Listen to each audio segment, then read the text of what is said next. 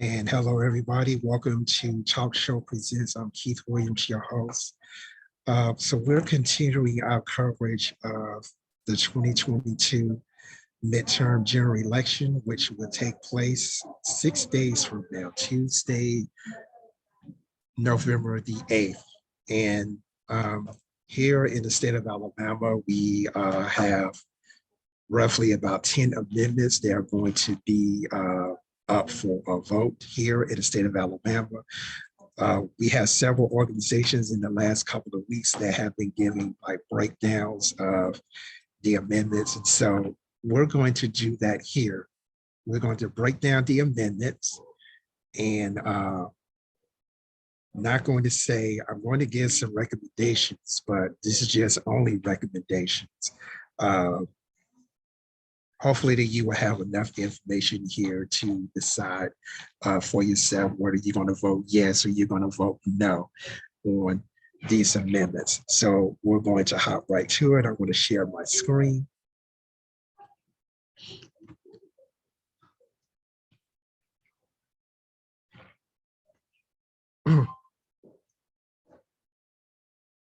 Okay, here we are. So these are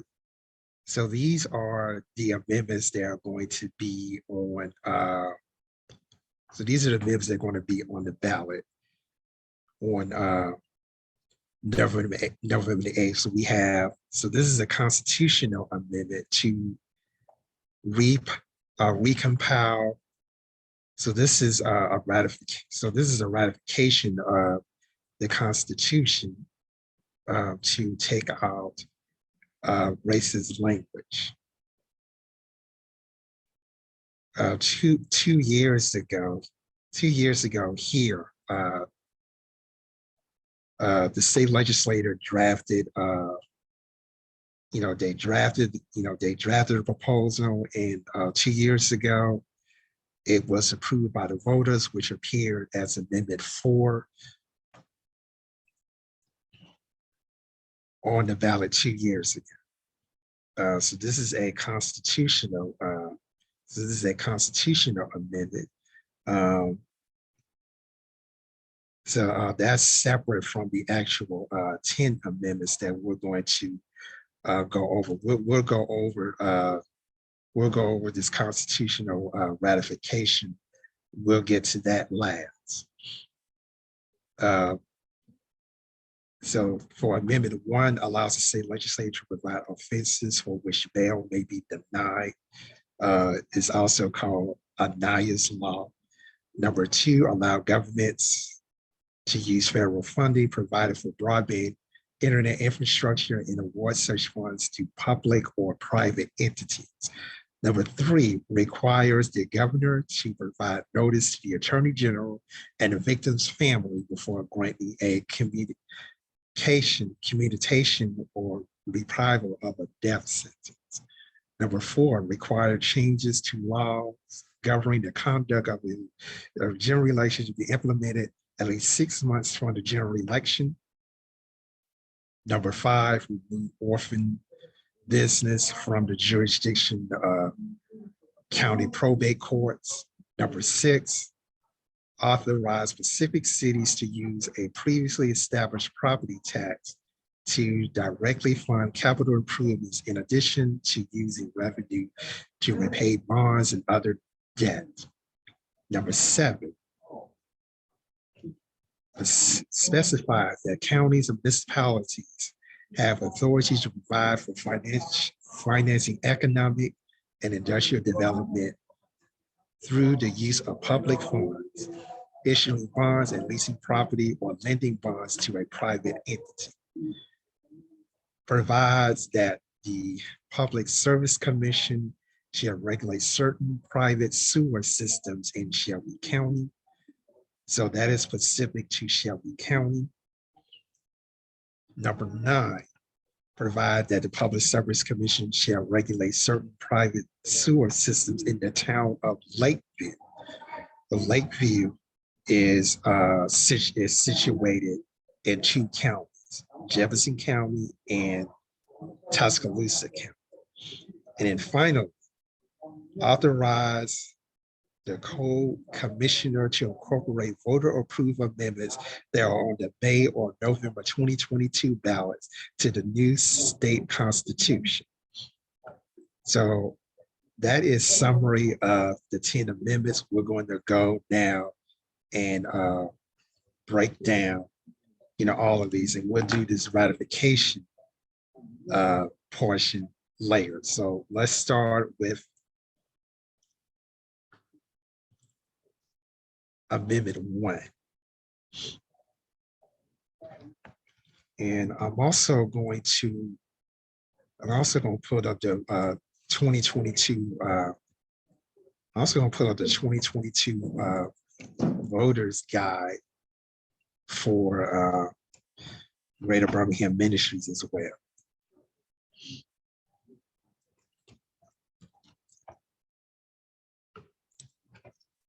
Okay, so Greater Birmingham Ministries. So I'm also going to pull that up as well, because that too had provided some great information. So I'm going to go back and forth between the two as as time permits. So, and again, the information that we're presenting here is going to be of a non-partisan basis. So this is a non-partisan. So this is going to be a non-partisan, information, they are going there. Okay, so we're going to skip right to so this is the ratification. We're going to skip that.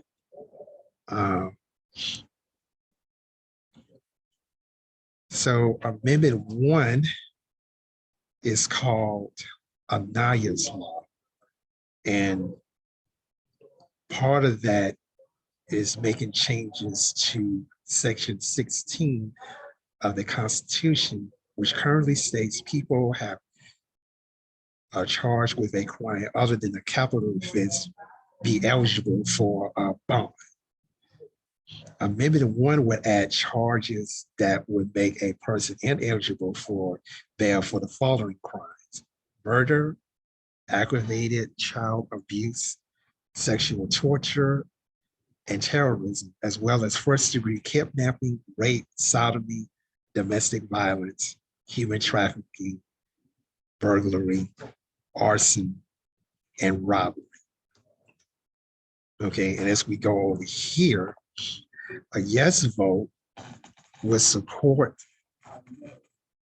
authorizing the state legislature to emancipate in state law offenses for which bail may be denied. Okay, so if you're voting yes for this, this will give this will be, of course, put into the Constitution as an amendment, which would give judges the discretion on who is eligible for bail and who is not eligible for bail. A no vote will nullify this entire, amendment, which means that judges will continue to, they will not have as much power as to, how to set bail. So let's break that down for, a little bit. So how did this law how did this amendment came into effect? Amendment 1 will amend the Alabama Constitution to allow the Alabama state legislature to deny bail to defendants in certain cases. And again, this would be under the discretion of a judge. This measure is known as Anaya's Law. The legislature also passed House Bill 130. So that's what this is. This is actually House Bill 130 that was passed by the state legislature during this the 2022 legislative session. And this bill, which was passed by the House, has turned into Amendment 1. So that is where, particularly where this bill, where this amendment came.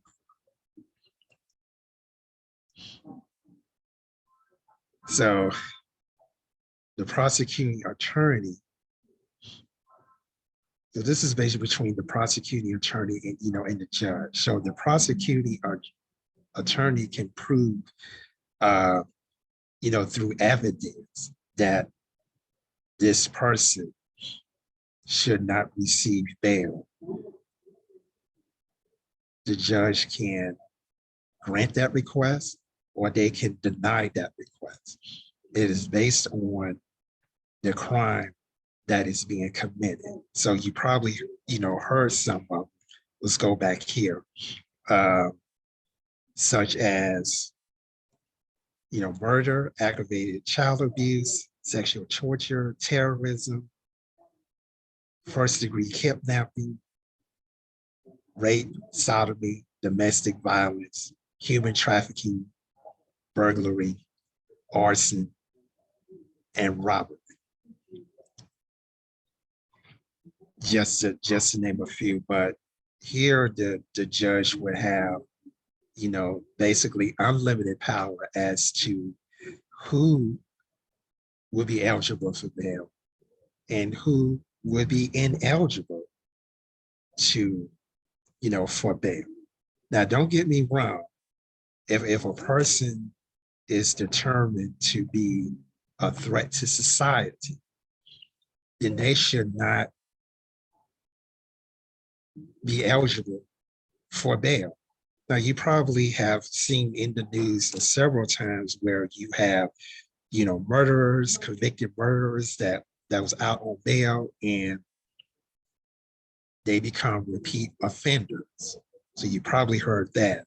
So these individuals will be considered to be a threat to society and should not have bail. They should not be eligible for bail. But what about those, crimes that could be robbery, could be, burglary. Sometimes that does not, that does not involve a gun or some type of, a weapon, or maybe a non-violent, offense. Now, normally crimes of non-violent offense, meaning that no violence was instituted and that no lives have been threatened, they should be eligible for bail under certain conditions. But if this bill is passed, then we could have an instance to where the majority of the people that are up for bail is going to be denied, especially those if you're African American or a person of color. Your race would determine whether or not you would get bail or not. And 9 times out of 10, as in any cases, bail has been denied for a majority of, African Americans, especially for non-violent offenses or crimes that does not constitute that that person is a threat to society. So that is a major downfall. That is a major con for this amendment, because if race is a factor to determine whether or not this person, is going to receive bail, then I'm afraid that judges and prosecuting attorneys is going to take advantage of this. And the people who do not deserve or deny bail are going to be the ones that would be eligible for, for bail. And that is definitely not good. So how did this measure get on the ballot? So in Alabama, a constitutional amendment must be passed by 60% vote. That's a little under 2/3 of a majority in each house of the state legislature during one legislative session. So last year, This amendment was proposed by Representative Chip Brown. And the vote was unanimously approved by the House of Representatives, with 2 members that are absent. So this vote, so the people who voted this is a vast majority. So the vast majority, with the exception of 2 members that was absent or did not vote. That vote took place on February 23rd, 2021. A couple of months later, the Senate approved an amended version of House Bill 131 by a vote of 30-0, with 4 senators voting pass. The House concurred with the Senate's amendments on April 15, 2021 by a 92-1-0 vote, with 11 members voting pass or they have abstained. So now we get into some of the, the specifics of, this bill. Again, this amendment came from House Bill 130, which was approved unanimously by the State House of Representatives, and the Senate passed a slightly amended version of House Bill 131. So that is how. So that is how that bill came about. So now we're going to go into.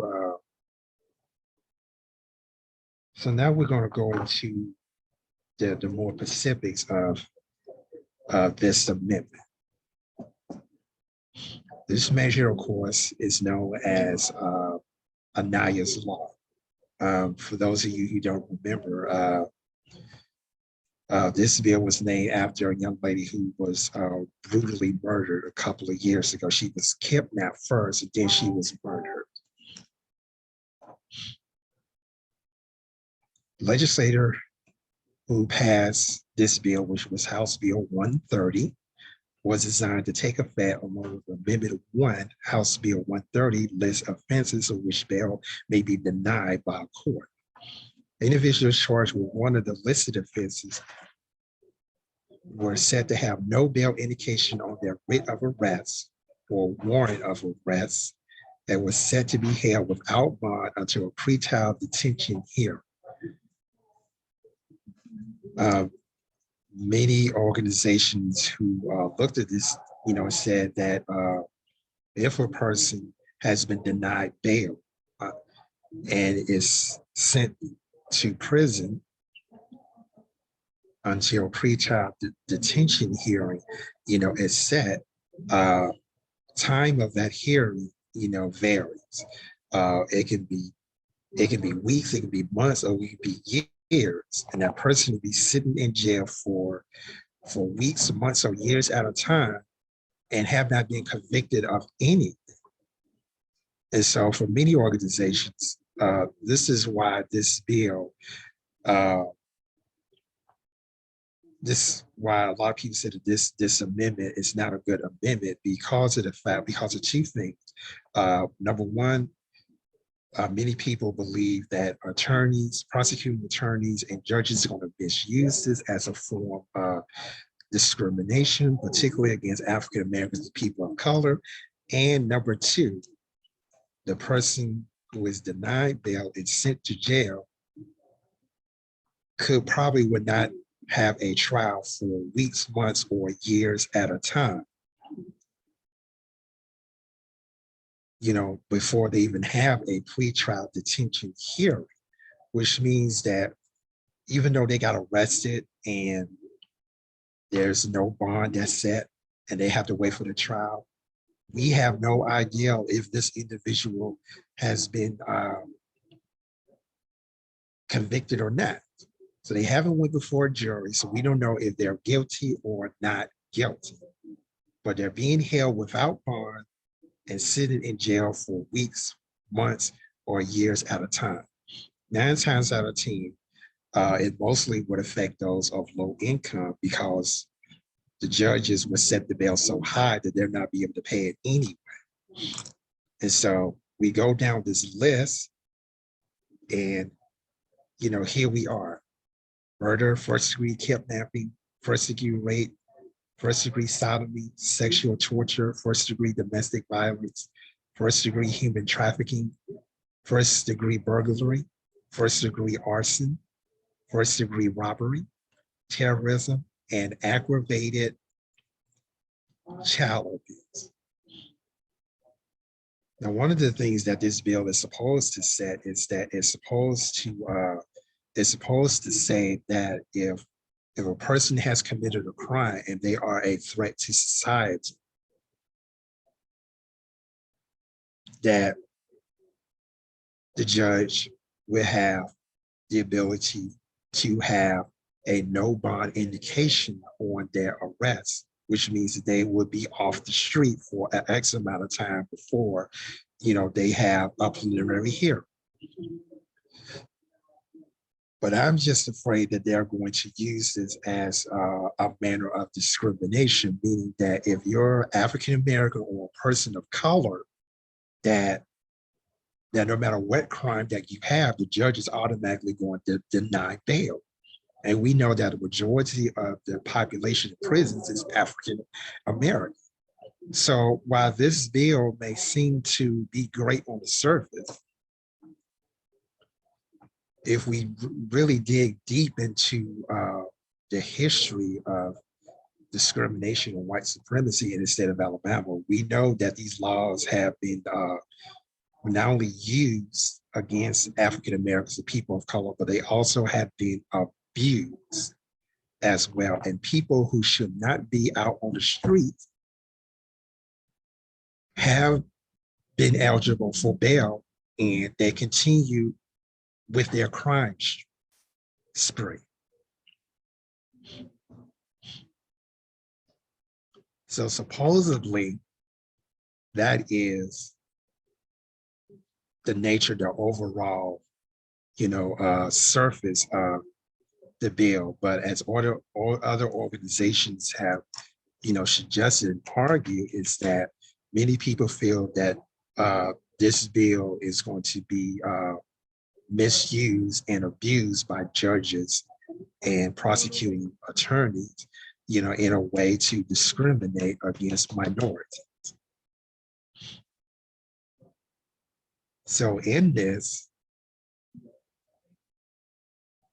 the judge and the attorney, the prosecuting attorney, will determine this: the nature of the circumstances of the charged offense, evidence against the offended, the defendant's character, physical and mental condition, family ties, employment, financial resources, length of residence in the community, community ties, past conduct, history relating to drugs or alcohol abuse, criminal history, and records concerning appearance of court proceedings, whether or not the defendant was on probation or not, whether it's their first offense or they've been a habitual, offender, and to whether or not this person is a danger to the community.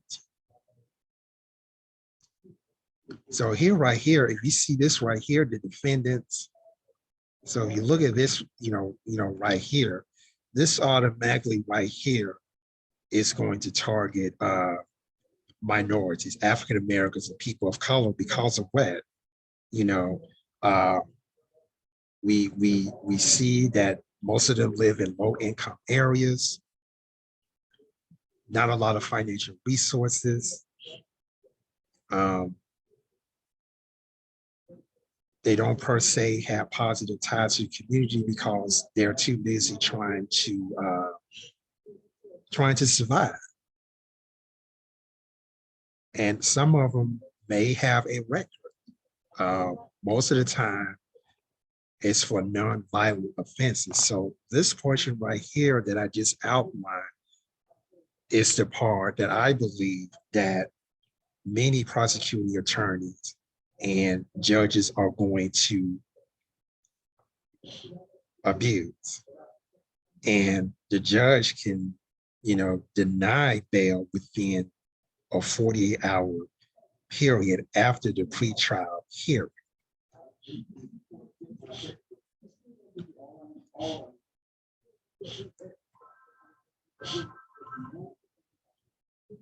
So this is basically how it reads. As you can see, it's kind of vague here, but I hope that you kind of have some, essence,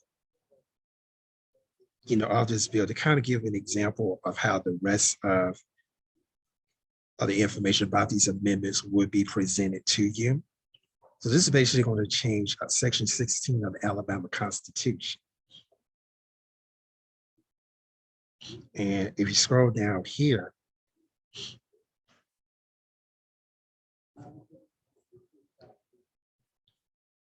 so this is the actual section. Now those that are strike through are going to be deleted, and everything that's underlined, if passed, is going to be, added to it.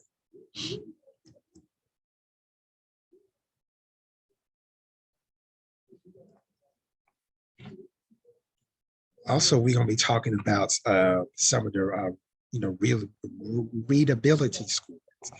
Now, we know that from time to time throughout history, whenever, a state that includes Alabama to add an amendment to the Constitution, the words are like really vague.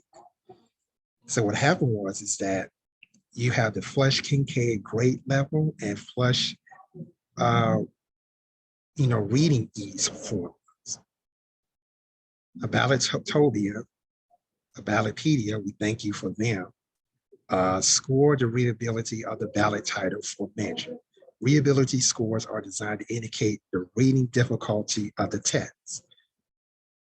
Flush-Kincaid formulas account for the number of words, syllables, and sentences in the text. They do not account for the difficulty of the ideas in the text. The state legislature wrote the ballot language for this measure. So it measures that. It measures how readable this ballot actually is. It's determined that the readability score here, the title, is grade level 51, and the FRE, which is the flesh reading ease, is minus 63. That means that this bill is difficult to read. And if you go on this page, it tells you, it basically tells you what's the it tells you basically what the readability is. And as you can see, it's in Alabama, it tends to be difficult to read. Okay, so now we go back here.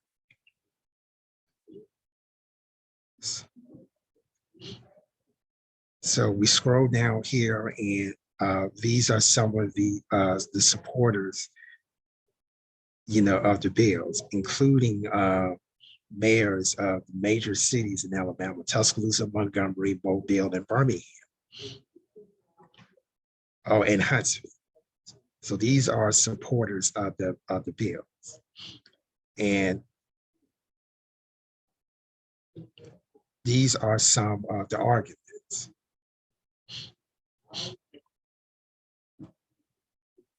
In theory, according to Tuscaloosa Mayor Walt Maddox, is that this bill,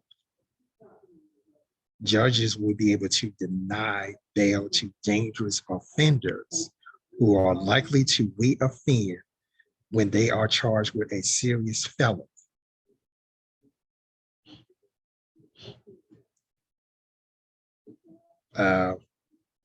Chip Brown says, something similar to what Mayor Maddox, said, that hopefully that if this law is passed, that that it will keep dangerous criminals off the street. Okay. So those are people that support this amendment. So we're going to give you an example of an organization that says that you should vote no. Amendment 1 is overboard, includes too many offenses where bail may be appropriate. Judges have discretion in setting bail at rates high enough to reduce the likelihood of release if someone presents a threat to the community. Under this amendment, Alabama's prosecutors, who frequently overcharge, could charge a defendant with a higher crime without proof in order to automatically keep that person incarcerated while awaiting trial. Now, so even though we don't even know if this person is found guilty, or innocent, it is the prosecutors and the judges that would determine whether or not that bail should be set. We don't even know if this person is guilty or not, and that they would set a bail high enough so that that person would have little to no chance of being released prior to that trial, and that this bill will specifically be discriminatory towards African Americans and people of color. Greater Birmingham Ministry suggests that you vote no on Amendment 1. Okay, so this is kind of an example of how the breakdown of these amendments are going to look like. Okay, so that's Amendment 1. We're going to go to Amendment 2.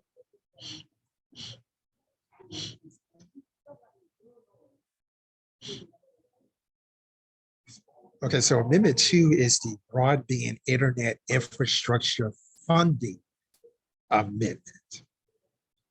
A yes vote supports allowing the state and local governments to grant federal awards, funds, or other state designated broadband funds to public or private entities to provide or expand broadband internet infrastructure. A no vote opposes allowing the state and local government to grant such funding. So what would this amendment do? This amendment will allow state and local governments to grant federal awards and other state designated broadband funds to be given to public or private entities for the purpose of providing broadband internet to their constituencies. Funds granted by a local government to a private entity will need to be approved at a public hearing, at a public meeting, whether it's a city council or a county commission. So they will have to set rules in order for these public or private entities to receive such funds. Okay, so let's go over here. So let's go to the next page here.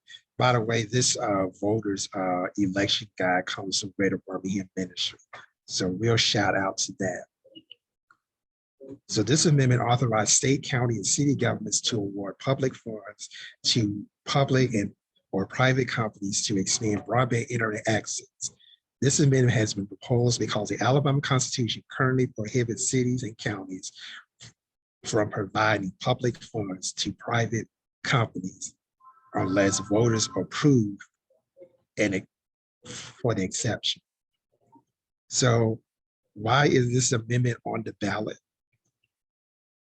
Some say that this has had to do with the American Rescue Plan Act money that was passed by Congress and signed into law by President Joe Biden on March 11, 2021. And that this act provide $130 million paid to states for distribution to local governments for specific uses, including the investment in broadband infrastructure. During the 2022 legislative session, the Alabama State Legislature passed and the governor signed a bill that provides for the allocation of $276 million, a portion that was received from the American Rescue Plan Act to the department, and that money went to the Department of Economic and Community Affairs for the purpose of broadband expansion.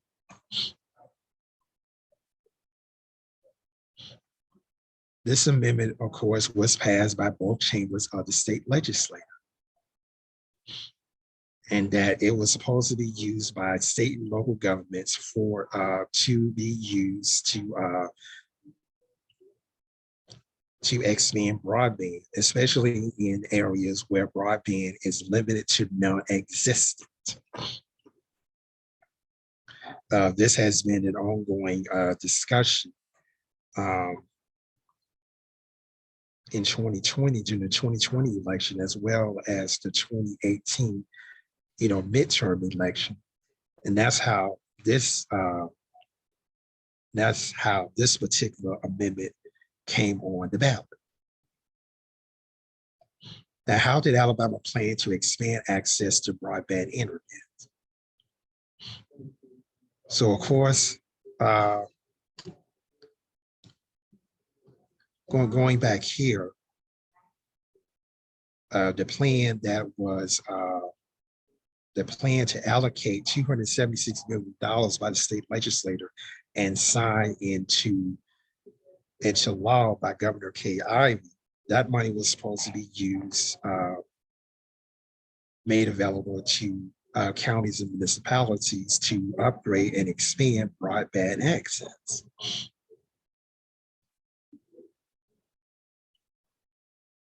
Upon signing that bill, Alabama Department of Economic and Community Affairs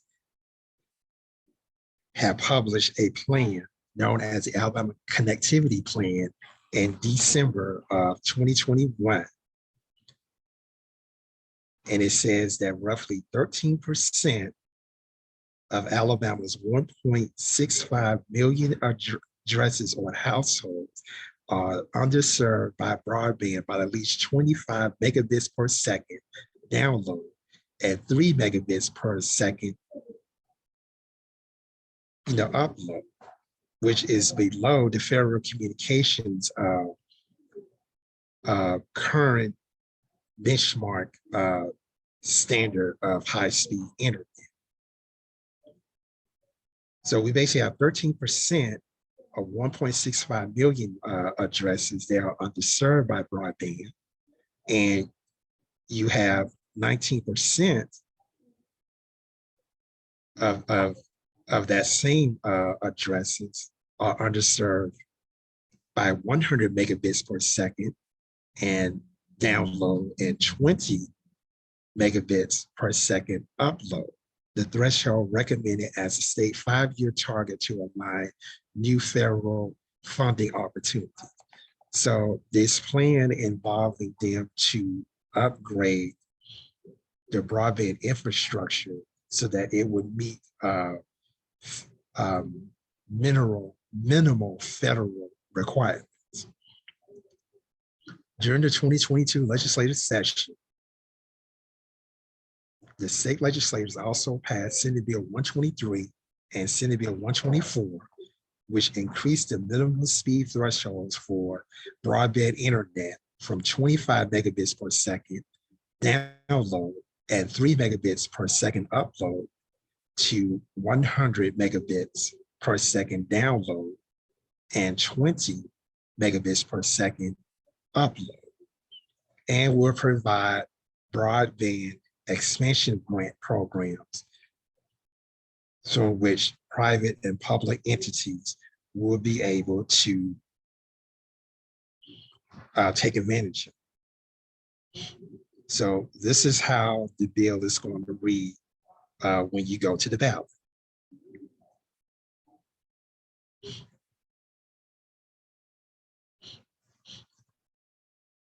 Everything that has been underlined will be added.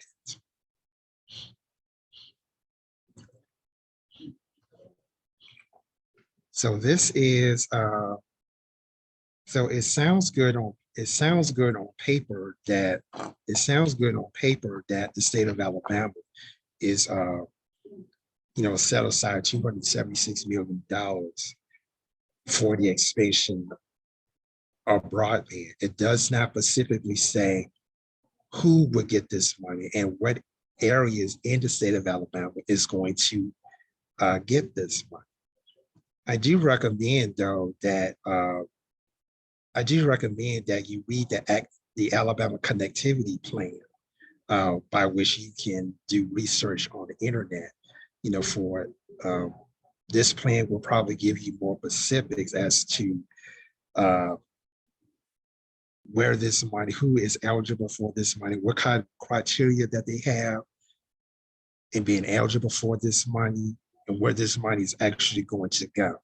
So again, it's the Alabama Connectivity Plan, which was established by the Alabama Department of Economic and Community Affairs back in 2021. So you can Google that if you want to read that plan as well. So fairly, if you look at this, it not all too bad readability wise. So this amendment is easier to read.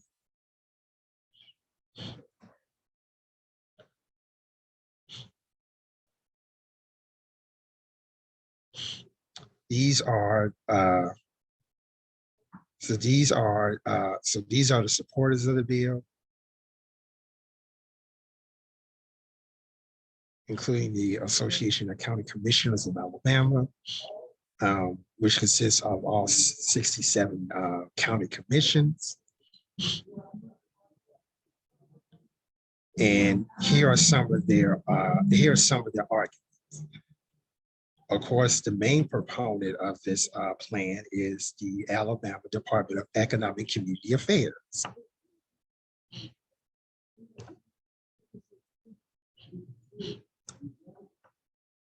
And they basically is a proponent of this amendment because on the surface, it will provide money to state and local areas so that more people will have access to the internet. Governor Ivey says that broadband expansion will help to bring more jobs, improve education and healthcare opportunities, and will provide a boost to the economy. And we have other we have two members of the state legislature, who supported. The ideal is to bring Alabama to the 21st century, according to State Representative Mary Moore. State Senator Clay Schofield pretty much says that not only will this provide aid support for pandemic recovery, but also allow us to invest in projects that will enhance the quality of life for Alabamians for generations to come. And then we have an Alabama County Commission's executive director saying that, basically saying that that counties will have the necessary funds to be able to expand broadband without going into other sources. So those are your those are your sources. So we know right now that Alabama, as far as broadband internet standards, are below the federal requirements set forth by the Federal Communications Commission. Opponents of this bill, hopefully that the money that they are able to allocate, for this will be able to meet those requirements. And again, I kind of gave you the background of how this came about. The fact that this money has come from the American Rescue Plan Act money that was signed into law in March of last year.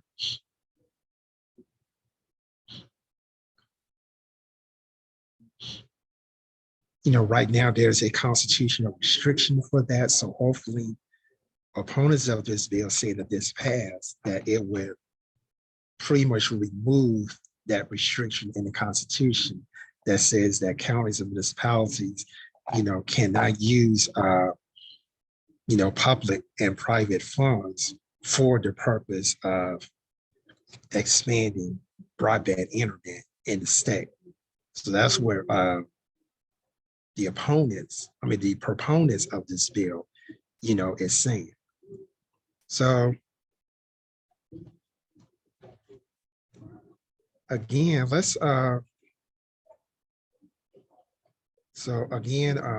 we go back to the Greater Birmingham Ministries election guide. They recommend that you vote no on this amendment. Why are they recommending to vote no? Now, don't get me wrong. I do agree that Alabama is ranked nearly last in upholding broadband internet standards that are set by the Federal Communications Commission, and that you have nearly 1.7 million Alabamians that don't even have access to broadband, particularly those who are in the Black Belt. And of course, most of your rural areas do not have reliable internet. Understand that, so I agree with them on that. And according to BGM, Greater Birmingham Ministries, they feel that the allocation of funds will be, public funds will be disproportionately allocated to private companies, and believe privatization could be that everyone will not have access to this expanded broadband infrastructure. So they believe that, again, that this money is going to be either misused, mishandled, or that it will be not appropriated to everyone, which means that there's a possibility that some of your rural areas and in the Black Belt region will not have an opportunity to take advantage of this broadband infrastructure expansion money. So for that, they recommend that you vote no. Okay, we will go to Amendment 3.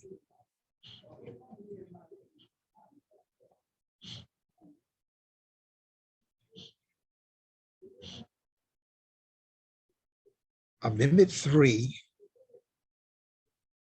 is also known as the notice to victim family required for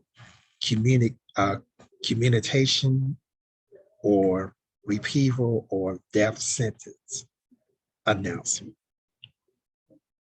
A yes vote supports requiring the governor to provide notice to the Attorney General and the victim's family before granting a commutation or reprisal of a death sentence.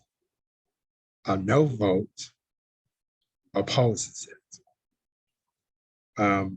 So basically, what is it? What does this amendment do?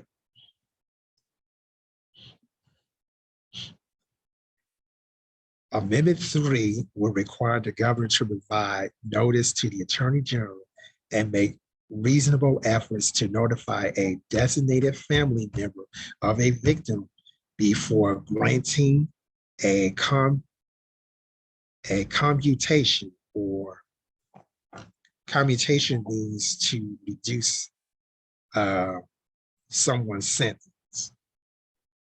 That's what that means. Commutation means to reduce a person's sentence. And reprisal means to have a temporary stay, or to postpone, or to, so reprisal means to have a temporary stay of execution, or to postpone, or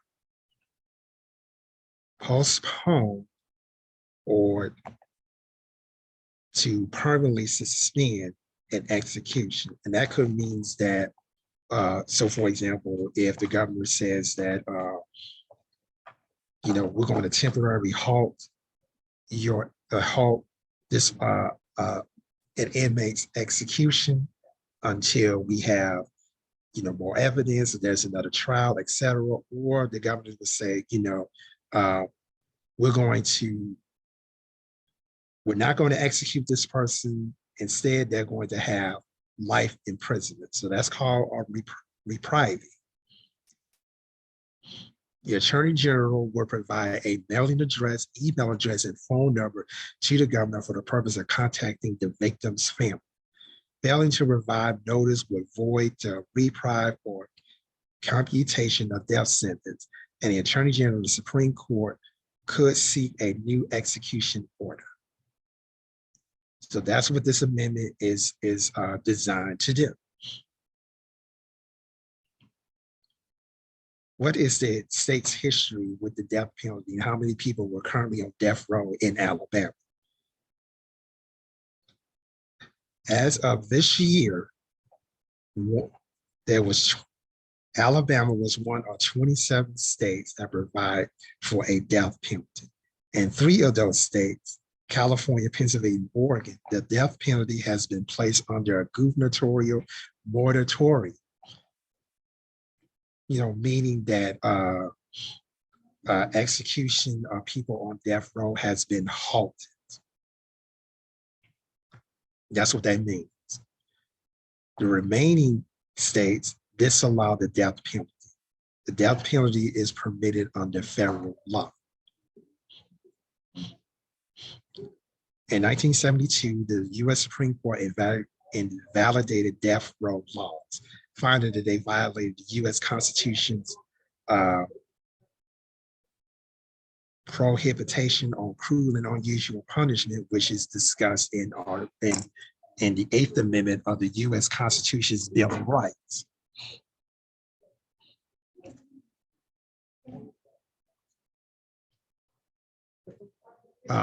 Because prior to then, a lot of states had specific laws, relating to death row, but they violated the 8th Amendment of the U.S. Constitution's Bill of Rights, so it was struck down in 1972. 4 years after that, Supreme Court ruled that the death penalty was not unconstitutional by itself and lifted the nation's moratorium on death sentence. So now, what they invalidated in 1972, which acted as a moratorium, that moratorium was lifted in 1976. So the laws that the states have passed that was invalidated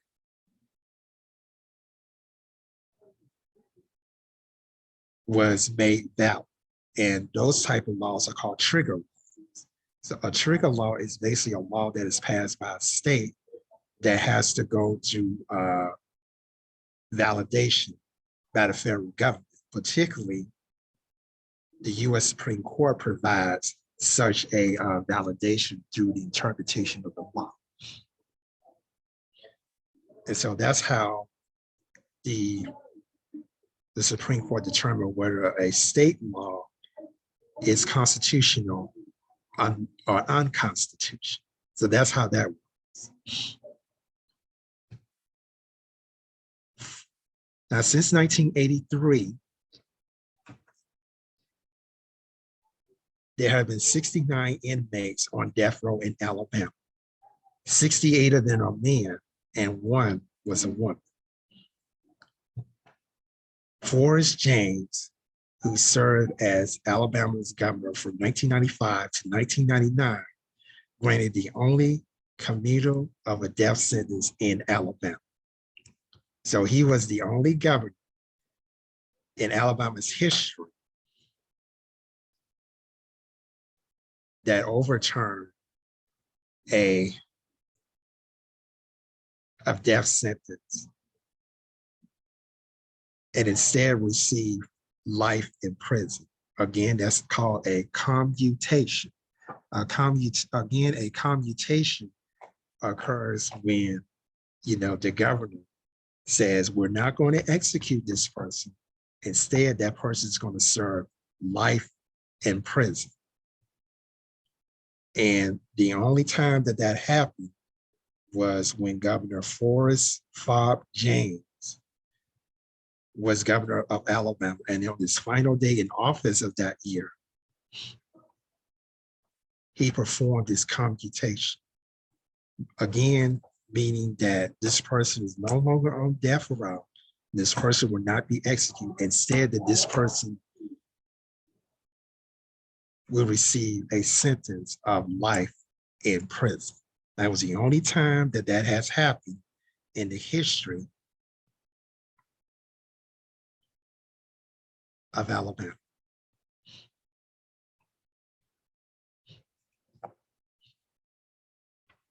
This person whose death row has been overturned was translated from being executed and on death row to life in prison without the possibility of parole. But a judge overruled the jury and sentenced Neely to death. So even though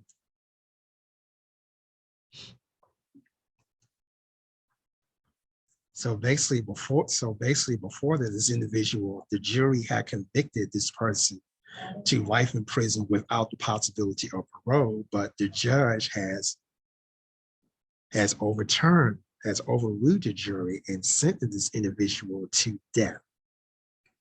Alabama judges could override jury verdicts for life imprisonment and instead impose a death sentence. In 2017, that bill was until in 2017, the judge's power to override jury verdicts has been null and void in 2017, when Governor Ivey signed into law prohibiting the practice. As of April 12, 2022, there are 165 inmates currently on death row. So how did this measure get on the ballot?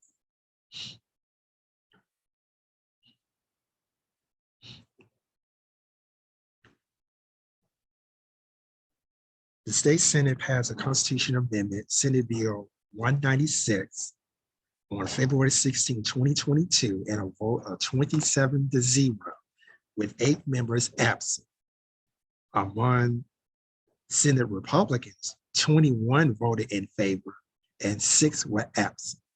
Among Senate Democrats, 6 voted in favor and 2 were absent. The House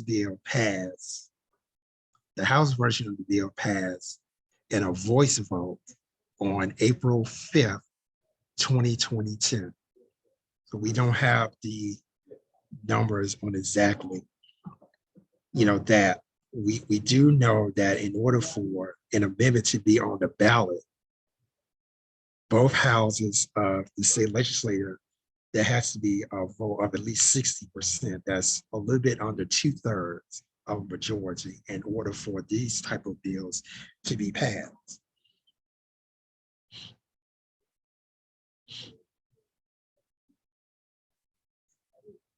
So again,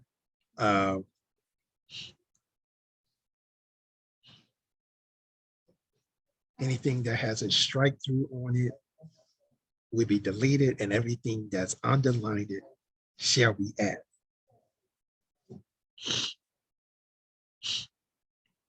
So it basically gives the governor to grant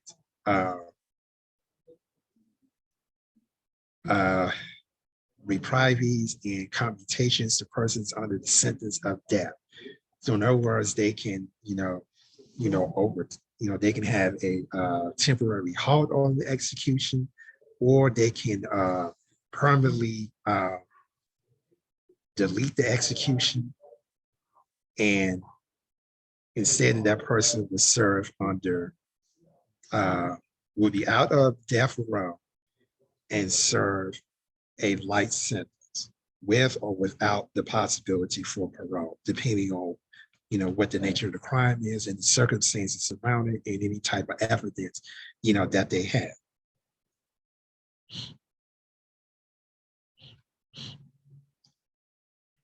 So basically, this amendment is fairly readable.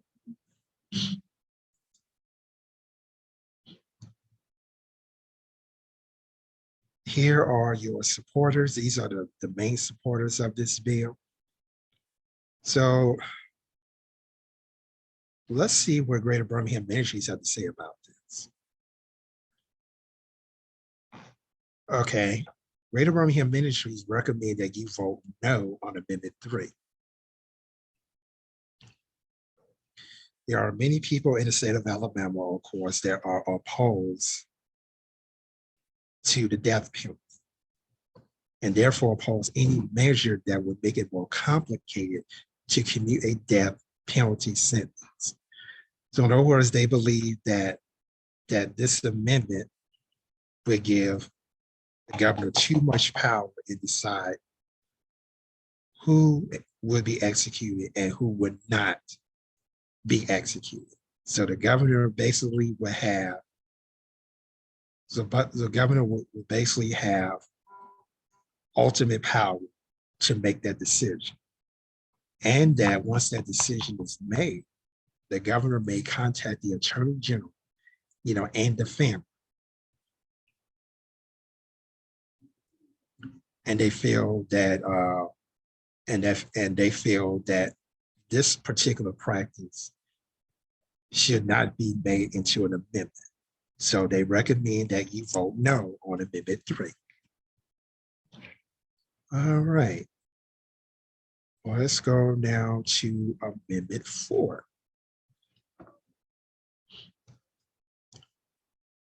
Amendment 4 is an election type of, amendment. And this is prohibit changes to election conduct laws within 6 months of a general election. A yes vote supports requiring that any legislative changing. So in other words, if you vote for a yes vote, will require any legislation change regarding a general election, and it must be implemented within at least 6 months before the next affected general election. So say that we have a general election 2024, which is in November. Any changes to election laws must be made 6 months before November 2024. Let's give an example. A no vote pretty much keep things the way they are. There is not a 6 months requirement for any legislation requiring general election laws to be implemented.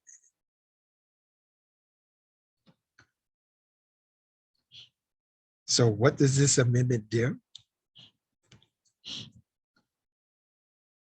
This amendment will require that any legislative changes conducted during a general election must be implemented at least 6 months before the next affected general election. So again, going back to the example that I just made, say that you have a general election in 2024, in November of 2024, right? That means the cutoff time for any changes in election laws must be done 6 months before that period.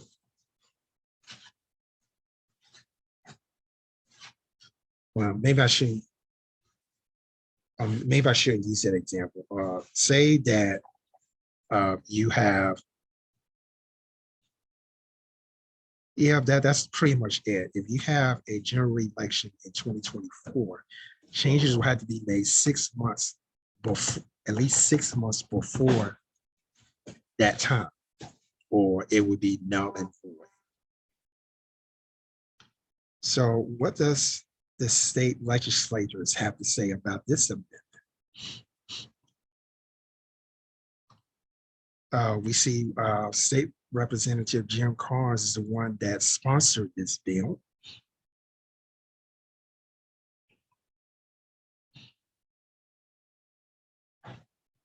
He believes that this law will prevent the supermajority from passing a law that would benefit the supermajority within 6 months of the election. This is to prevent this from happening in the future. And we do a lot of things to prevent things in the future, he said. So in other words, he believed that this amendment would keep the supermajority from passing a bill that would benefit the supermajority within 6 months of an election. State Representative Gwendolyn Gavan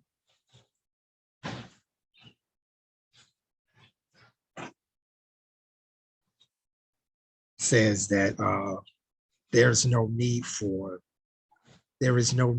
this bill. Doesn't say why, but basically, I kind of agree with her that this bill is unnecessary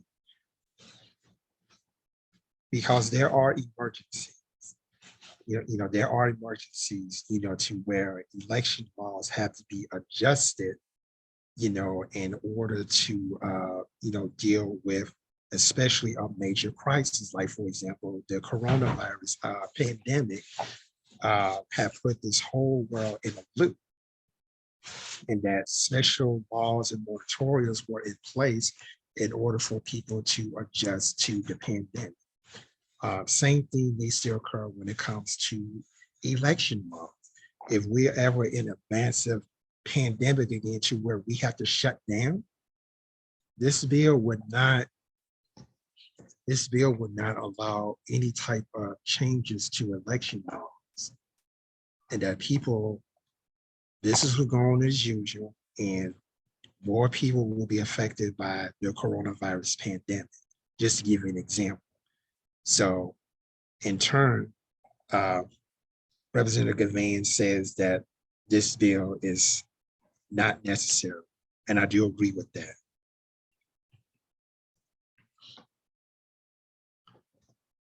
According to Representative Mary Moore, she says 17 states that are Republican controlled has already passed this measure,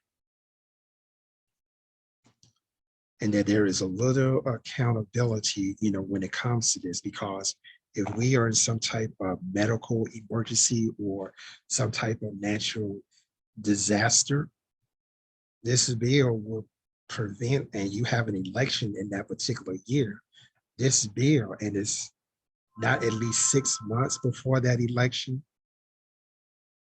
no changes, can be made. And that would pretty much throw a monkey wrench into whatever people have to go through. This is one thing that people don't have to go through, another stressful event that they have to go through, especially if you're involved in a medical or natural disaster. So how did this measure get on the ballot? This amendment was passed by the State House on April 6, 2021 by a vote of 75-24, with 4 not voting. The Senate passed the same amendment on April 22nd, 2021 by a vote of 25-4, with 5 members absent or not voting.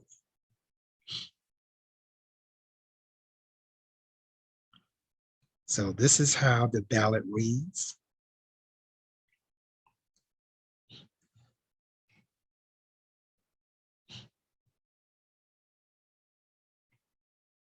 This is pretty much just going to be a totally new addition to the Alabama Constitution.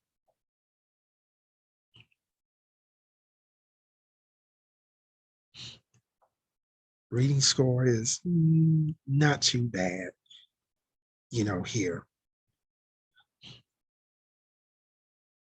This is Jim Carnes. He is the, according to Ballotpedia, he is the main supporter of this bill, not to mention the bill's sponsor. So he's basically saying that now we do know that the supermajority in Alabama in state government is Republican. But we do know that. He's saying that this amendment will keep the supermajority, which is supermajority, from passing a law that would benefit the supermajority within 6 months of an election. So he's hoping that this bill would not favor or benefit his own party. It's kind of strange that somebody would do that, in a state that is majority, Republican.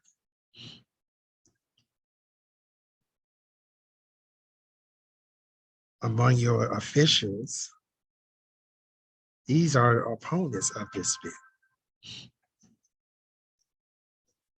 So according to House Minority Leader Anthony Daniels,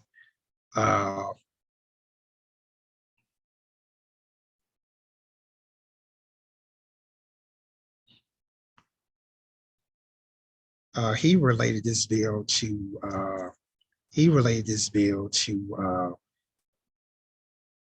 emergency and election powers. Again, going back to my example, if you are having, if you're dealing with a medical pandemic like we had with the coronavirus pandemic, or you have a natural disaster, you need those type of emergency powers in order to, adjust the life of the people that are, affected by, a health pandemic, a health epidemic, or a natural disaster.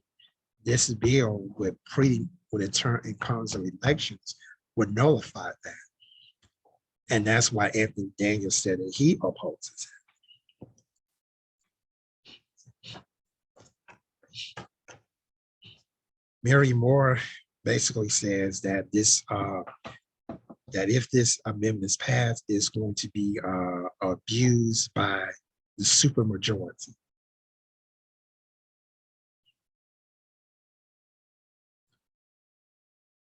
And Gwendolyn Gavan basically said that that this bill is unnecessary. This bill is unnecessary because she said that this bill is tied to to the supermajority, and it would do little to nothing to suppress the supermajority from having any say-so in election laws in the state of Alabama. So it's definitely not needed. Among these 17 controlled states that have similar measures, before those measures was passed, those states have already instituted laws that deem to discriminate and disenfranchise African-American voters and those voters who are persons of color. So having that bill will pretty much solidify, or the justification to have such election-related suppression laws. So it's not needed. So let's see what Greater Birmingham Ministries have to say about that.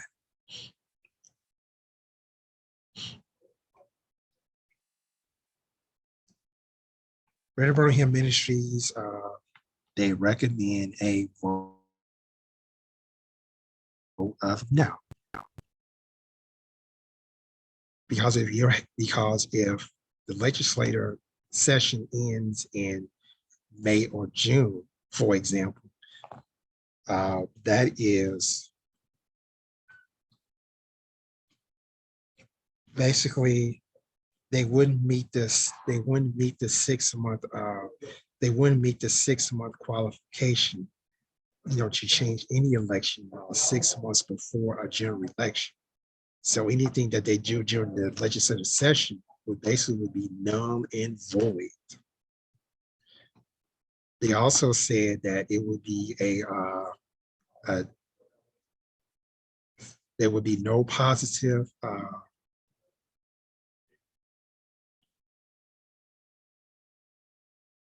so basically they're saying that there would be the democratization of such legislation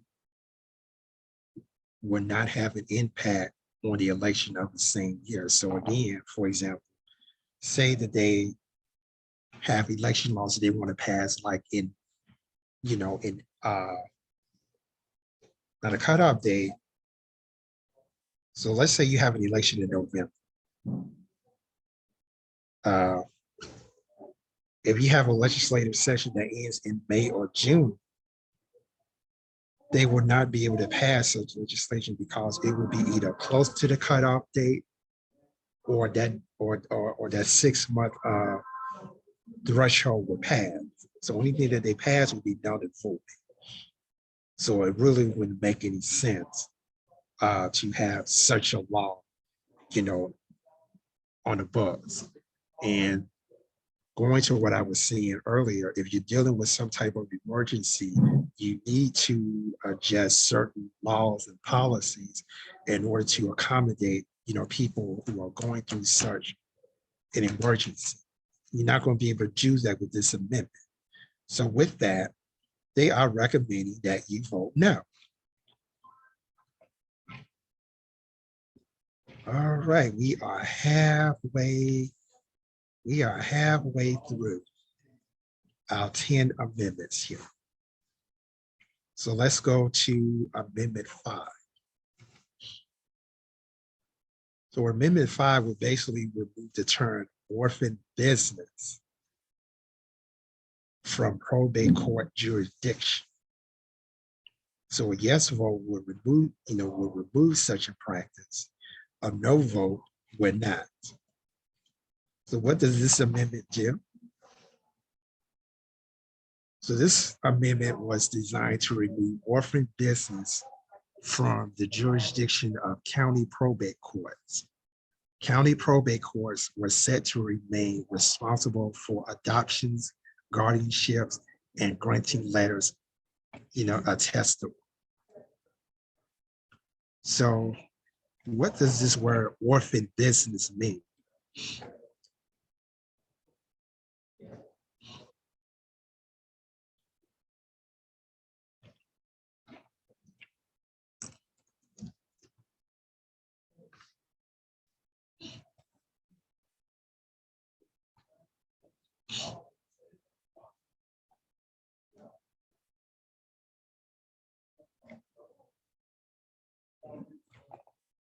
So when we're talking about orphan business or orphans business, it means that a child is deprived by death of one or usually both parents, and he or she becomes an orphan when his parents die, or something happens to him that will cause them to lose their life. They become an orphan.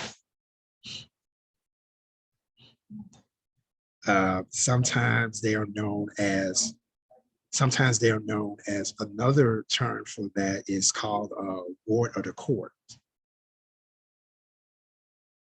So orphan's business has to do with the fact that a child is a ward of the court, and that county probate courts are, in charge of handling anything that has to do with that child being orphan, often known as orphan business. So anything that has to do with a child being an orphan or awarded a court is called orphan business.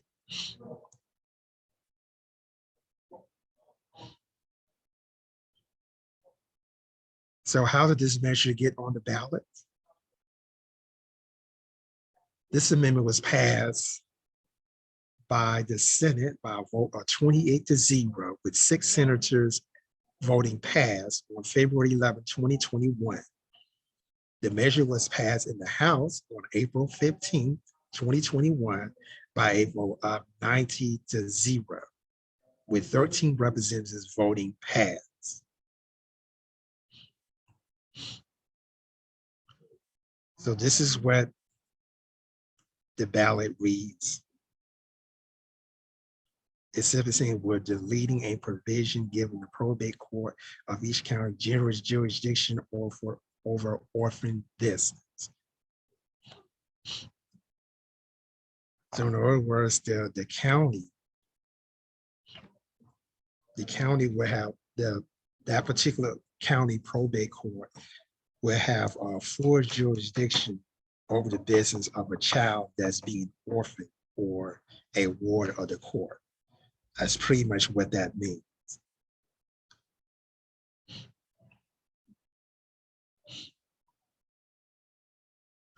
And so they are actually, this is where it's at in the Constitution. It's actually section 6.06. So it's actually Amendment 364, section 6.06 of the Alabama Constitution.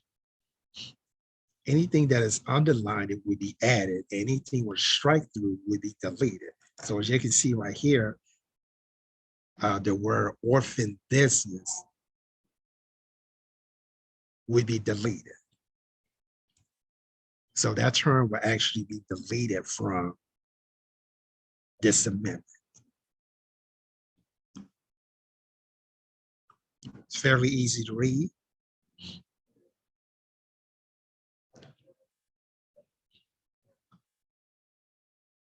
As far as I'm concerned, there's no opposition to this bill. Now let's see what Greater Birmingham Ministries have to say.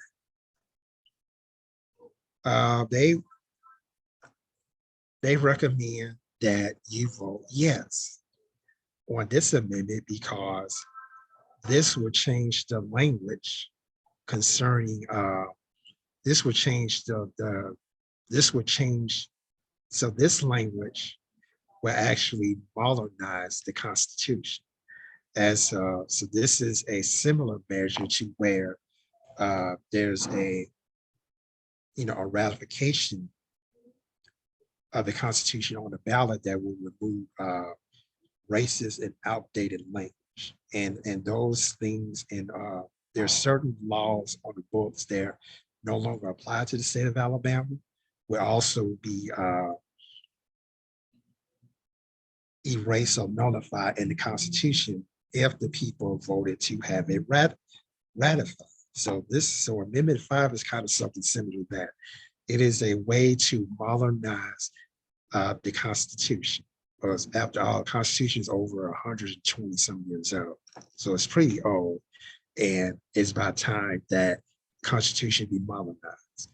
So Amendment 5 is just an example of the modernization of the state constitution. So Greater Birmingham Ministries recommend that you vote yes. Okay, let's move on to Amendment 6.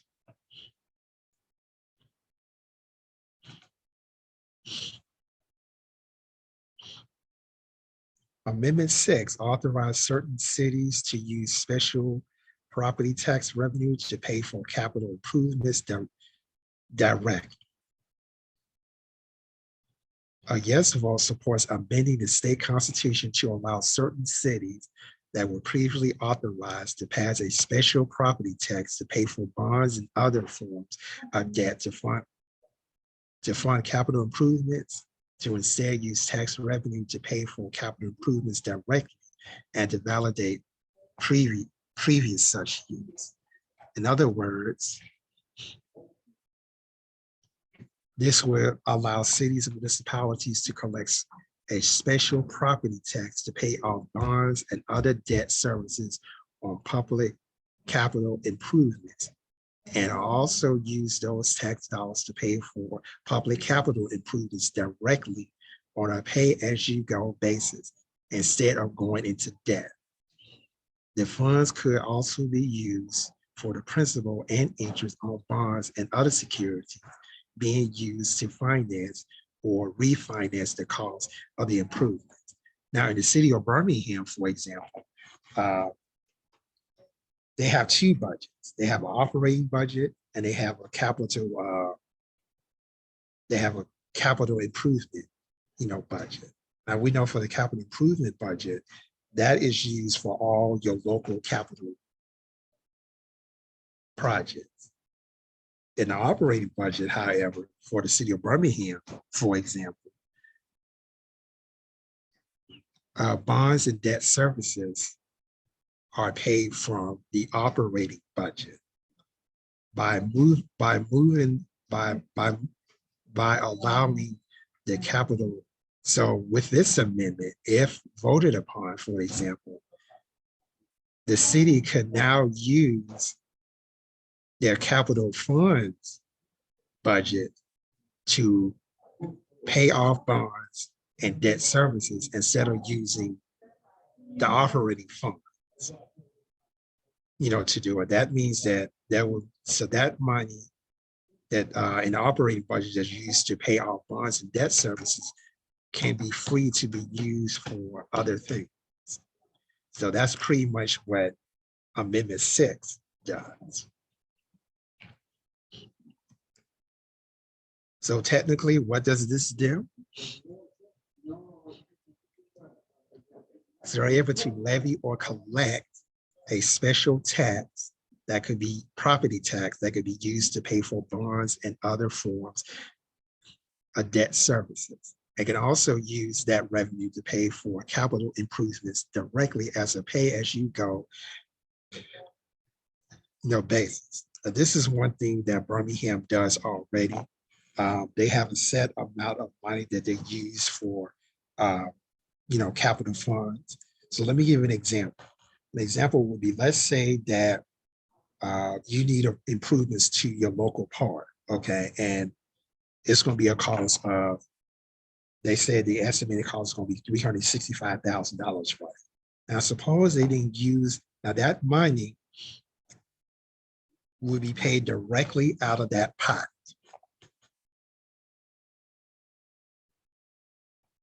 And usually the mayor would get all, authorization by an ordinance that is passed by the city council. So the city council has to vote on it to give the mayor authorization to do that. If there are funds left over, then the leftover funds would go back into the pot, and that could be used for another project. So let's say they estimated that $350,000 was used, was allocated to make improvements to the park, but only 300,000 of those funds were used. So now you got $50,000 that's left over. Well, that $50,000 will go back into the pot, which would be used for another project. So this is something that Birmingham does, automatically. This is what so this is a distinction within the operating fund, and the capital fund. So now they will be able to use those capital funds in that budget to pay off bonds and debt services, in addition to paying for capital improvement projects. So now the money that they was using the operating budget to pay for debt services and bonds, cities don't necessarily have to do that anymore. It's pretty much their discretion, but now they have an option. They can or they cannot. So this amendment would give them the opportunity to do that. So how does this measure get on the ballot? This measure was sponsored by Representative Mike Bell. The House unanimously approved the amendment on February 4, 2021. The Senate unanimously approved the amendment on April 29, 2021. Alabama has what is called a Republican state government trifecta. A trifecta exists when one political party simultaneously hold the governor's office and a majority in both legislative chambers. At the time of the vote, Republicans held a 76-28 majority in the House of Representatives and a 27-8 majority in the Alabama State Senate. So when you say a state governmental trifecta or governmental trifecta, it simply means that you have one party that controls or holds the majority of,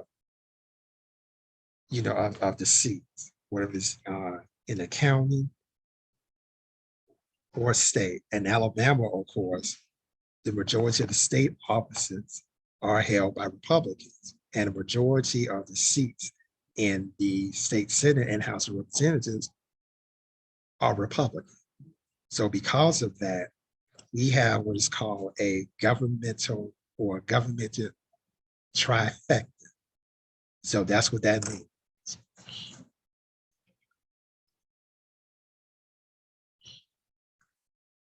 So that's what it looks like. It's kind of long-winded here. The language is kind of vague here. So for some people, this one may be a little difficult to read.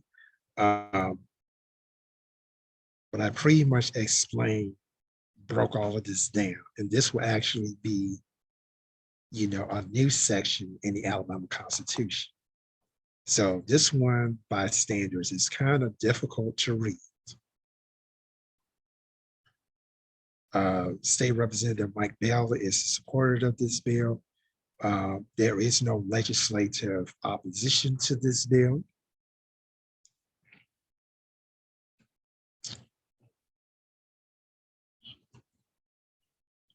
So what does Greater Birmingham Ministries recommend? They recommend that you vote yes on this bill, because this will give municipalities an opportunity to pay long-term debt without accruing interest. Again, it's like, when you issue out a bond, or debt services, it comes with interest. So the longer that you pay it off, the more interest is going to occur. So this amendment will make it possible for local municipalities to raise funds specifically for the purpose of paying off bonds and other debt services. And this money can also be put into the public capital improvements budget if a municipality, has. So that would free up operational budget that's used for operating your municipality or county or however your government, is structured. So it could be used for something else. So for that, they recommend that you vote yes. All right, let's move on to Amendment 7.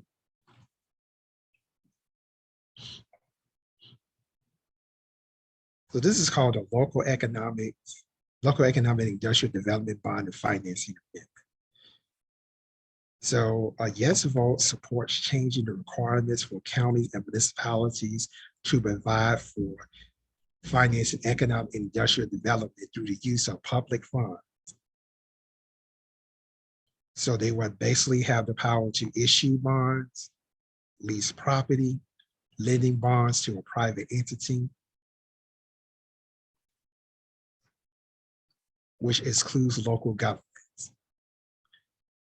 This also exempts local governments from seeking voters' approval for issuing bonds unless the bond includes a repayment provision such as a tax increase. A no vote does not. So let's go over this again. So in this one,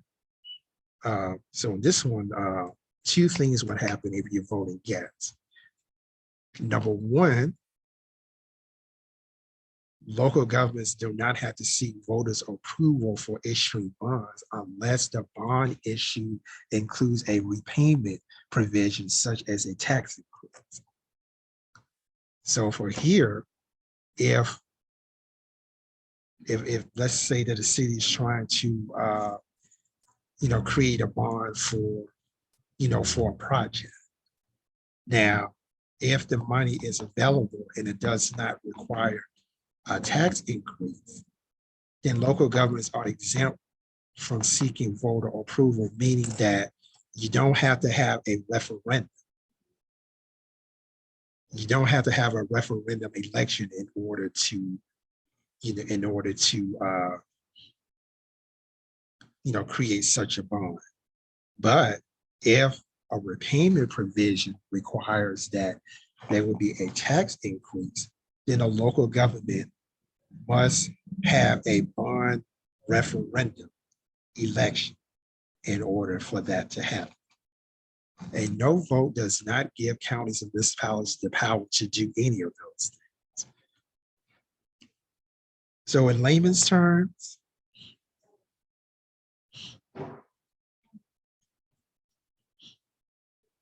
this will bring clarity to Amendment 772 in the state constitution, which applies to all 67 counties.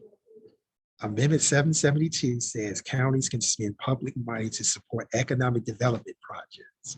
Previously, there was legal confusion as to whether Amendment 772 also applies to counties who have passed local provisions for economic development, usually for a specific project. So basically, this will bring clarity to Amendment 772 to say that not only municipalities are able to use public funds for economic development projects, but also counties, can do it. That means your local county commission will be able to do the same thing your city council is able to do. So that's pretty much what Amendment 7 is a clarification of Amendment 772 in the U.S. Constitution, in the Alabama Constitution, excuse me. So basically, what does this do? Basically, I just told you that cities and counties will be able to use public funds for economic development projects, and that they're able to, and that counties and municipalities will be able to enact bonds, to pay for such projects that will bring economic development to that particular city or county. This was also exempt counties and municipalities from having, the voters or I have a bond referendum if it does not have a provision to where there needs to be a tax increase in order to pay for it. So let's look at that again. If you have a bond issue that does not require a tax increase, then there is no need for a bond referendum. However, if you have a bond that's being put out that requires a tax increase in order to pay for that bond, the law says that a county and municipality are required to have a bond referendum. That means that the voters, once it's passed by the city council or the county commission, it must go to a vote of the people. That's pretty much what this amendment would do. So how did it get on the ballot?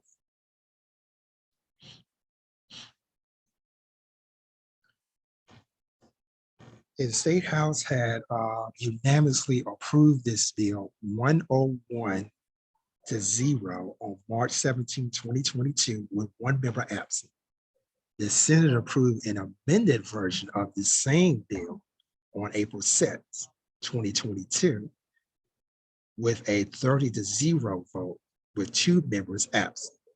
The House concurred with the Senator's amendments and approved the bill on April 7th and a vote of 100-0 with one member absent and one member not voting. So that's how we end up getting on the ballot.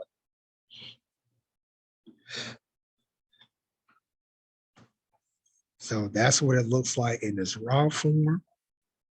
This is how you're going to see it on the ballot. Again, anything that's underlined will be added. Anything that is has a strike through will be deleted.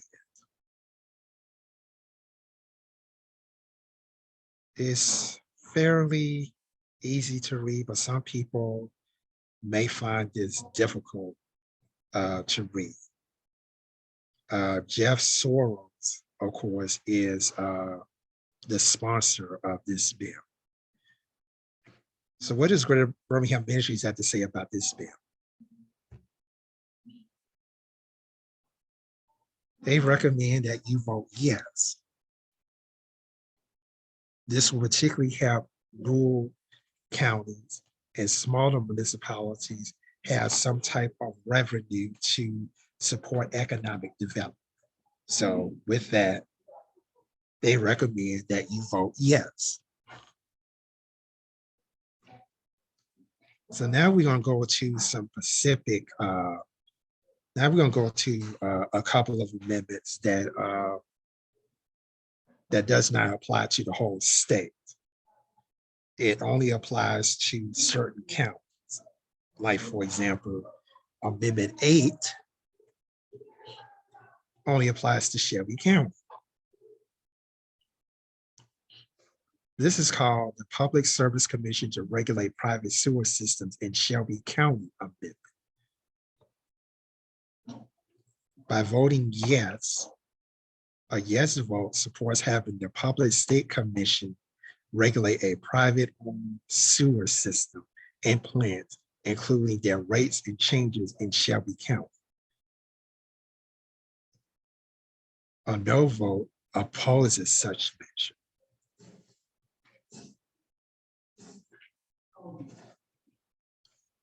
So basically, in Amendment 8 gives the Public Service Commission jurisdiction to regulate privately owned sewer systems that are located in Shelby County.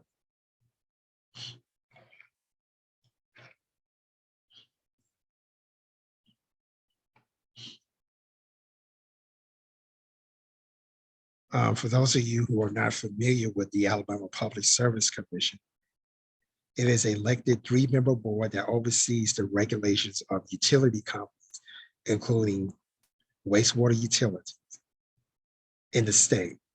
When the Public Service Commission has oversight over a wastewater service, the commission has the power to approve or reject rates and establish rules and regulations for their operation. So not only do that for wastewater utilities, they also do that for gas and electric as well. So that's pretty much what the Alabama Public Service Commission does. There has been some reports that water and sewer operations in Shelby County has run amok and that they wanted some state oversight. So they went to the state legislature to have this done.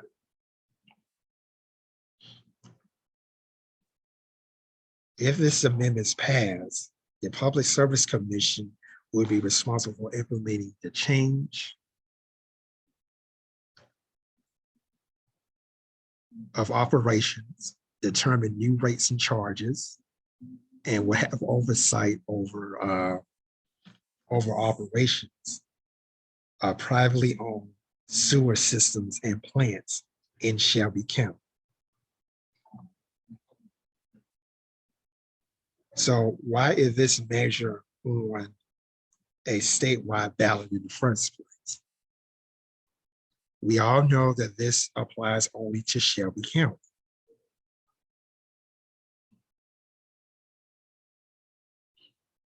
Of course, But the law says that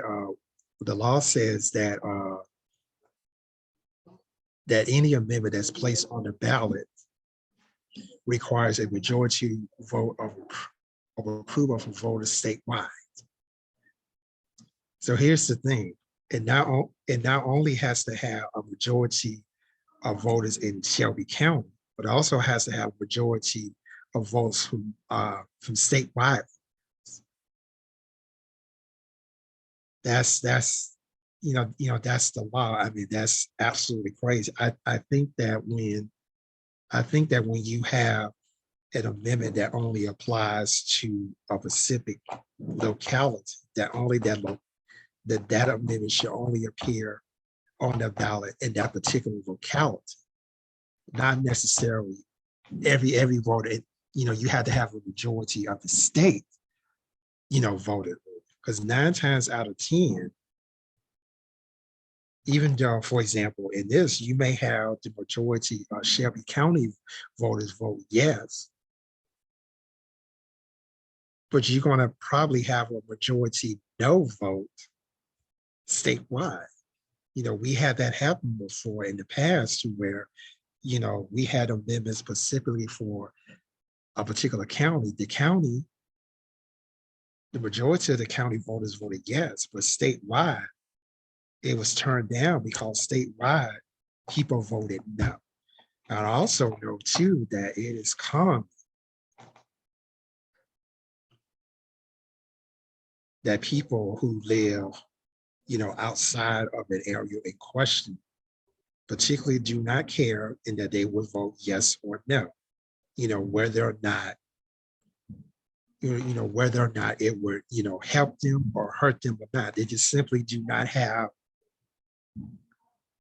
any interest, in it, especially if the interest is local. That means if I live in Jefferson County, Amendment 8 and Amendment 9, which we will discuss in a minute, does not directly affect.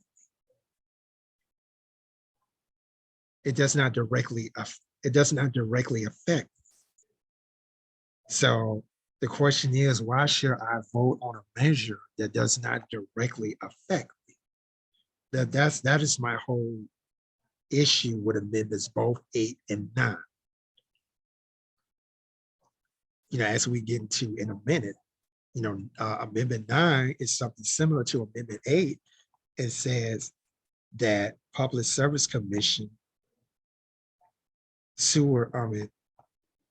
they're trying to see the people of Lakeview want the Public Service Commission to regulate the sewer system there. So it's something similar, to that, and we run into problems and controversies. When we have, bills like this, because, a person who is directly affected by it, we either vote yes or no, where a person that does not apply to them would probably vote yes or no. So in this case, you may have someone who, well, let's say they live in Tuscaloosa County, would vote no on this. Whether you have someone from Shelby County that will vote yes, on this. So I believe firmly that if you have an amendment that is for a specific county, only those voter precincts in that particular county,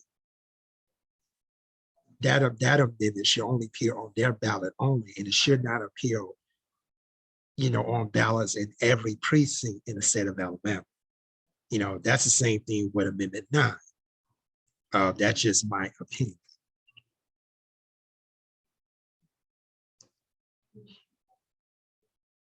So this will be a whole new measure in the Alabama Constitution concerning Shelby County.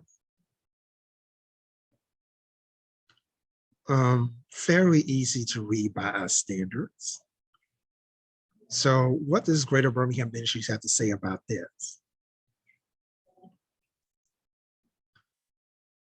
They recommend that if you do not live or own property in Shelby County, leave this amendment blank. However, if you do live in Shelby County, Greater Birmingham Ministries recommend that you vote yes.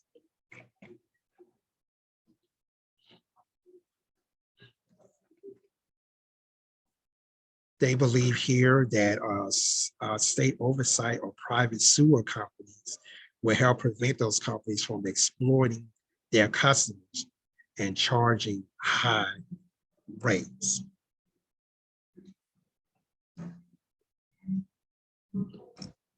Amendment 9 is something similar. Number 9 is something similar to that, and I'm going to put them together. So let's go over to Amendment 9. Amendment 9 is something similar to Amendment 8, except this one refers to the town of Lakeview.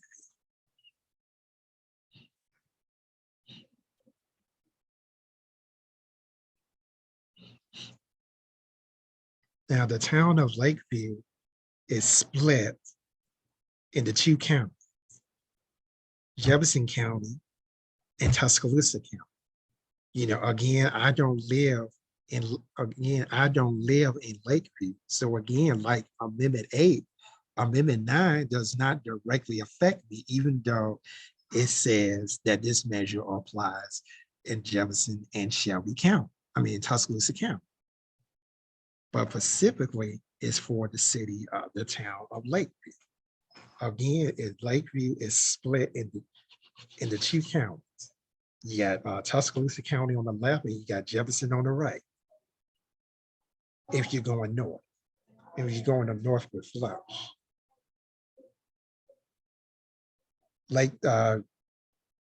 Lakeview and Jefferson County is to the right, the Lakeview and Tuscaloosa County, it's to the left. So again, if you live outside of Lakeview, this doesn't necessarily apply to you. So, but the only difference here is that one of the difference is this would be temporary oversight that would begin on January 1st, 2023 and ending on December 31st, 2027. This means that when this run out, the people of Lakeview can decide whether or not they want to review this or not. But Amendment 8, it's a permanent fix. So you notice that there are any dates, behind it. So Amendment 8 is permanent and Amendment 9 is temporary. So that's the difference. So what does Greater Birmingham Ministries recommend? If you live or own property in Shelby County or the town of Lakeview, they recommend that you vote yes. This would allow for government oversight of private sewer companies and help prevent exploitation of customers.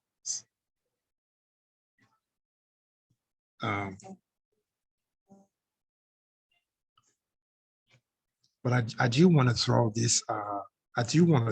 Opinion, in here. I'm not too crazy about the Alabama Public Service Commission because I know that for the last 10 to 15 years, in certain issues, they had overstepped their bounds as opposed to jurisdiction and oversight of, utilities. Like they granted Alabama Power to raise rates in order to raise $1 million for a particular project. Did not like that at all. I think that was absolutely terrible, thing to do. So I'm kind of seesaw as to if this would make a difference, in Shelby County and Lakeview, but again, I don't live there. This is something that the people feel strongly about. And so in the interest of people, and what they want, For that particular reason is why Greater Birmingham Ministries recommend that you vote yes on Amendment 8 and 9. And then we will go to our last amendment,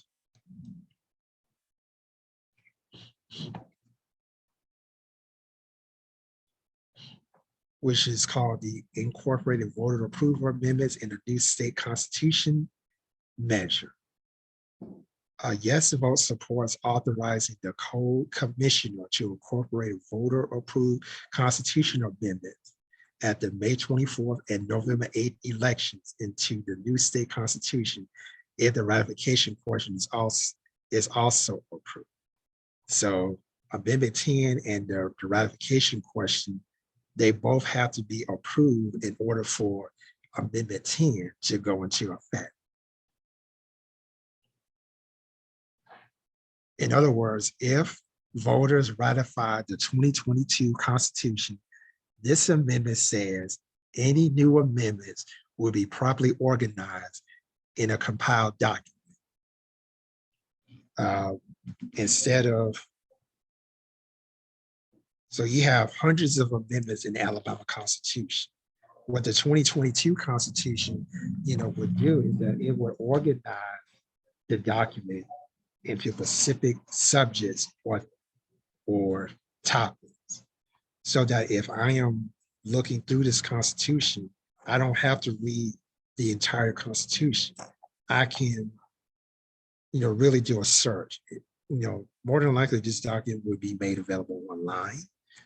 So if I go online and research this Constitution, I would be, instead of reading the whole document, I'll be able to type in a search and I can search a different topic. I don't have to read the whole thing. So that's basically what Amendment 10 is.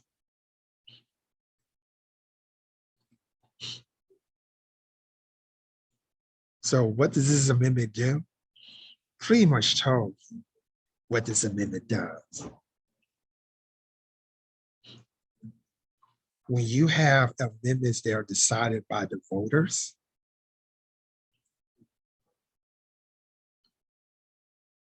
not only would it be automatically added to the new Constitution, but it will also be divided into specific topics. In order for Amendment 10 to go into effect, the voters also have to ratify the 2022 Constitution on November the 8th. And here are some of the proposed constitutional amendments, for, this year. Just to give you an example, some of these are actually, these are proposed constitutional amendments that we have already discussed. And anything in the future, anything in the future, if the citizens voted for it, the Constitution has to be re-ratified again. So you have to meet these two conditions in order for Amendment 10 to work. Constitution has to be ratified by the voters, and there are a simple majority of this proposed amendment must pass by the vote of the people. And so when you ratify the Constitution and you have a simple majority, which is at least 51%, then Amendment 10 will go into effect. This will also characterize the state constitution by subject or topic. And anything and any amendments that is proposed and vote on that is passed will also go into a specific category. This will make the Constitution more modernized and less worthy, and the Constitution will be easy to read and to understand. And a lot of the laws that no longer being enforced will also be deleted as well. you know, so the Constitution will have less words in it. It would be divided among subject or topic, and it would be easier to read. So real quick, let's talk about this ratification question. As I said earlier, this amendment is contingent upon the approval of the ratification question, which is also on the November 2022 ballot. Ratification questions ask voters whether or not to ratify an updated and recompiled state constitution, which would be known as the Constitution, the Alabama Constitution of 2022. What they mean by update and recompile means that, number one, some of the racist language will be taken out, and number two, all of the amendments will be reorganized by subject and or topic. So these are what some of the changes would include. So it's going to rearrange it in proper articles, parts, or sections, which will be divided and sectioned off according to subject or topic. Number two, we'll remove all racist language, such as Section 252 of Article 14 of the Alabama Constitution, which states, separate schools shall be provided for white and colored children, and no children of either race shall be permitted to attend a school of the other race. That can no longer be in there because that it would be deemed unconstitutional. It was deemed unconstitutional by the by the U.S. Supreme Court in 1954, Brown versus Board of Education, but it was left in there. So that's an example of laws in the books. They are no longer enforced because it was unconstitutional. And, and I guess the state got lazy, and, to pull those out. So now, thanks to the efforts of the grassroots or community, we now have an opportunity to have not only the racist language being struck out of the Alabama Constitution, but also laws that are outdated and can no longer be enforced. Number three, delete duplicates and repeal provisions. So anything that has been repealed or is talking about the same thing or the same subject or the same topic would be gutted out. Number four, consolidate provisions regarding economic development.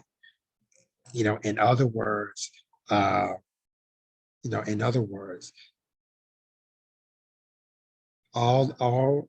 amendments in the Constitution will be divided according to subject and topic, meaning that it would be easier to read. I don't have to read through the whole document. And if it's available online, I can do a search. So say that I'm looking for information about city schools or education. I can type education and bam, all of the amendments and articles that have to do with education will show up. So I'm only reading what I'm researching. I don't have to scroll down every article and every amendment trying to find out what I'm looking for. So it would make it easier for me to do research. And finally, all local amendments will be divided in one county of application, so in other words, amendments that are specific for different municipalities or counties will be divided as such. Again, you also have an instance where amendments will be divided among subject and or topic. So this provision will also say that if you have amendments pertaining to certain counties, they're going to list it. They're going to put those amendments according to each county. That means each county will have its own separate section to where amendments will go into. So again, if I'm looking for, amendments or laws that have to do with Jefferson County, all I got to do is a search on Jefferson County. and I get all of the articles and amendments that has to do with Jefferson County. Again, it just makes it more, it makes it easier to read, easier to understand, and I can narrow my search so I don't have to read the entire Constitution.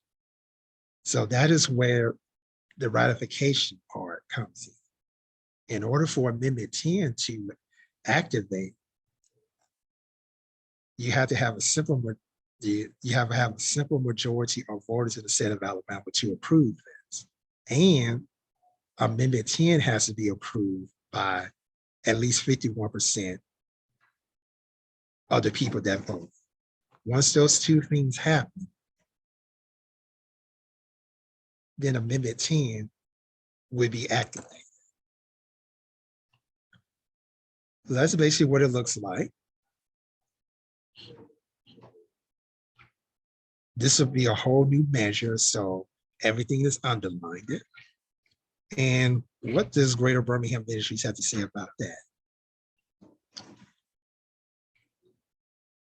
So this organization recommends that you vote yes. They say that we support this amendment because if voters approve the 2022 Constitution, this amendment will keep it organized and new amendments are added. So in other words, the amendments that are added, they are in there already, would be assigned by subject or topic. And those amendments that are county specific will have their own section. So that's what that means. It also means that any new amendments that are added to the Alabama Constitution, will go into a separate subject or topic, or it will go under a specific section, county section. So for that, they recommend that you vote yes for approving the 2022 Constitution, and they also recommend that you vote yes for Amendment 10. Okay, and that take care of all of the amendments. So as you can see, these are the supporters, of this bill. To my knowledge, there is no opposition. So now,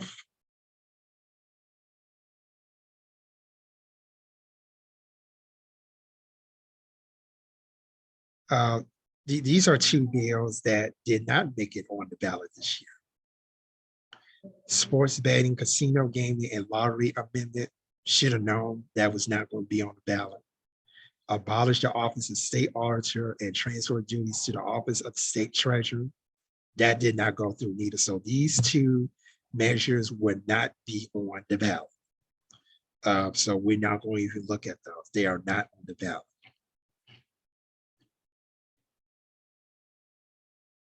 And so that's pretty much covers all 10 amendments. I gave you, I hope I did a good job breaking down the amendments, kind of give you the pros and cons. What are some people are saying, why they support this amendment and why they didn't support this amendment. And we also gave you some recommendations. But again, this is nonpartisan. This is not a party-driven podcast. Is specifically to give you information that you need so that you're able to make an informed decision as to how you would vote on these amendments. And hopefully that information is given here, as well as the Greater Birmingham Ministries election guide, kind of gave you a breakdown of what the amendments are and a language that we all would be able to understand, so that you're able to make an intelligent decision on whether or not you will or you will not vote for these amendments. So I hope that that would help. So, and for that, we're going to close out this portion. Please tune in tomorrow at 12 noon, where we will go over some of the Democratic candidates who have won their primaries and are going in the general election for 2022. That's at 1 p.m. Eastern, 12 noon Central tomorrow. So I hope that you will join me then. So until then, thank you so much for tuning in and have a great day.